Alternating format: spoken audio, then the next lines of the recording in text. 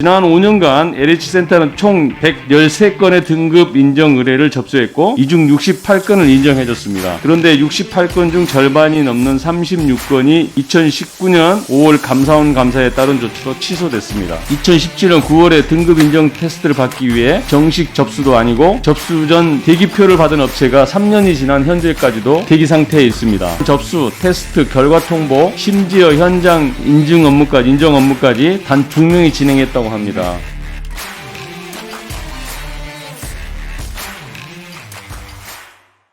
김은무 장관님, 국토부가 지난 9월 층간소음 사후 인정제 도입을 핵심 내용으로 하는 층간소음 대책을 발표했습니다. 네네. 온돌문화인 우리나라의 ISO 국제 기준을 적용한다는 점, 사후에 측정해서 기준치 이상이 나와도 시공사의 시정 조치를 강제할 수 없다는 문제, 샘플링 선정의 문제 등을 지적하고 싶으나 시간 관계상 서면으로 대신하겠습니다.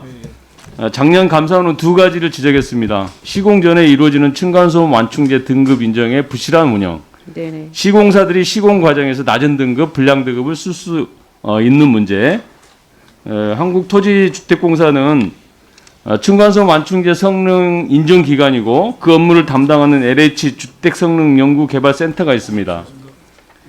네. 지난 5년간 LH센터는 총 113건의 등급 인정 의뢰를 접수했고 이 중 68건을 인정해줬습니다.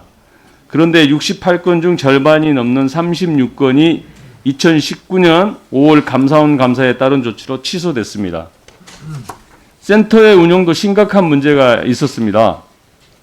2017년 9월에 등급 인정 테스트를 받기 위해 정식 접수도 아니고 접수 전 대기표를 받은 업체가 3년이 지난 현재까지도 대기 상태에 있습니다. 장관님, 층간소음 대책을 검토하시면서 이런 사실도 보고 받으셨습니까? 네, 예, 받았습니다. 예. 답답한 마음에 LH 담당자의 진솔하게 얘기해봤습니다. 말 못할 고충도 많았습니다. 그동안 접수, 테스트, 결과 통보, 심지어 현장 인정 업무까지 단 2명이 진행했다고 합니다. 네네.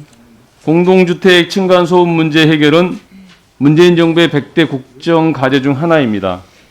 네. 지금 상황을 보면 국토부와 LH가 층간소음 문제를 심각하게 그리고 반드시 해결해야 할 문제로 여기는지 의문이 들 정도입니다. 장관님, 완충제 등급의 사전 인정은 유지되어야 합니다. 어떤 등급을 써도 기준치만 넘지 않으면 된다는 식의 접근은 더 큰 문제를 낳을 수밖에 없습니다. 왜냐하면 소음 기준치를 초과해도 시공사에게 책임을 물을 수 없기 때문입니다. 현재 법과 시행령이 그렇게 되어 있습니다. 네네. 층간소음 완충제 분야의 기술 경쟁력 약화를 초래하고 신생 기업들의 시장 진입이 더욱 어려워집니다. 기존 업체들은 제품의 질을 향상시키는 노력 대신에 시공사 눈치를 보면서 영업에만 힘쓰게 될 것입니다.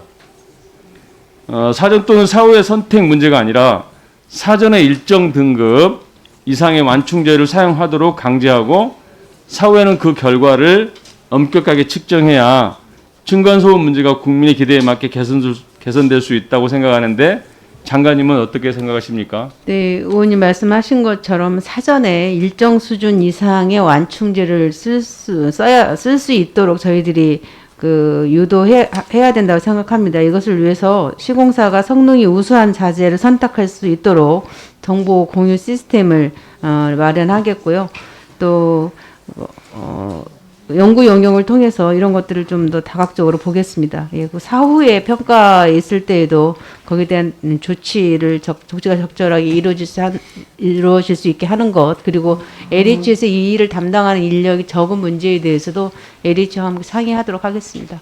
네, 장관님과 LH 변창흠 사장님께 말씀드리고 싶습니다.